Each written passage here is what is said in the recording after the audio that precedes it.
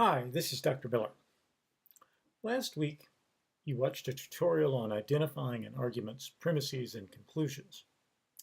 This is a really important critical thinking skill, and before we move on to the next tutorial in the course, I'd like to go over a couple points that, in my experience, many students find confusing. One has to do with what I call embedded conclusions, the other with what I call framing statements. I'll use this passage to explain both of these points. All adults have a right to eat and drink what they want, but authoritative studies have linked the consumption of sugary beverages to health issues like obesity and diabetes. Schools should send a clear message to their students about the consequences of this dangerous practice. Therefore, since the presence of a vending machine is an implied endorsement, vending machines selling sweetened drinks should be banned in all school buildings. So what's the conclusion of the argument in this passage? You can pause the tutorial if you want to take a minute to think about it. Well, you probably noticed the word therefore in the final sentence. As you learned last week, therefore is what we call a conclusion indicator. Like thus, hence, it follows that, and a few other words and phrases. It indicates that the statement it's attached to is the argument's conclusion. But what is it attached to? What statement is it attached to in this case? Look closely at the final sentence. There are actually two distinct statements in this sentence.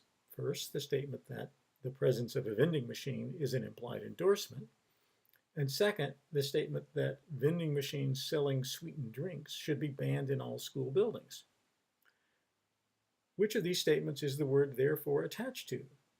Or is it somehow attached to both at once? Well, it's pretty clear that it's not attached to the first of these statements, since it's introduced by the word since, which, as you saw last week, is actually a premise indicator. That is, it's a word that indicates a statement is one of the argument's premises.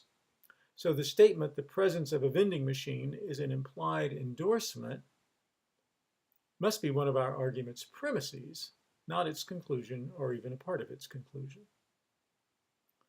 What is the conclusion then? It has to be the statement expressed in the second part of the final sentence, the statement that vending machines selling sweetened drinks should be banned in all school buildings. This is the statement that the word therefore is logically connected to, the statement that the arguer would like us to accept as true. Admittedly, it's physically separated from this statement, but still it's pointing ahead to it, so to speak. It's a signal that the conclusion is coming, though the arguer gives us another premise before she actually states her conclusion. So in this passage, we have an example of what I call an embedded conclusion, a conclusion that's embedded in a longer sentence that also includes another statement that isn't part of the conclusion at all. We've already found one premise, but what are the other premises of this argument? You probably noticed one of them right away, the statement that authoritative studies have linked the consumption of sugary beverages to health issues like obesity and diabetes. There's no premise indicator attached to this statement, but if you think about where the argument is headed, what the arguer is trying to persuade us of, you can see that it's one of the reasons the arguer is giving in support of her conclusion.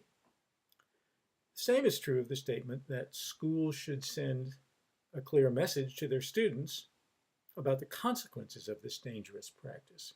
It's another premise.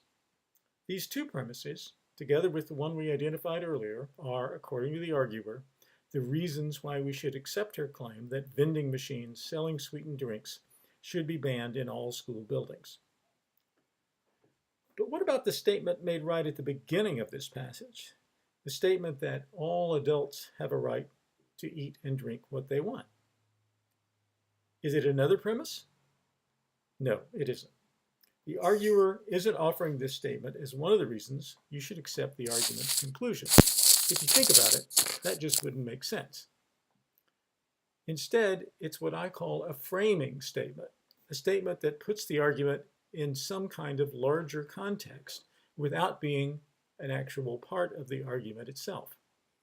In this case, it seems intended to make clear that the arguer isn't denying that adults have a right to choose what they eat and drink.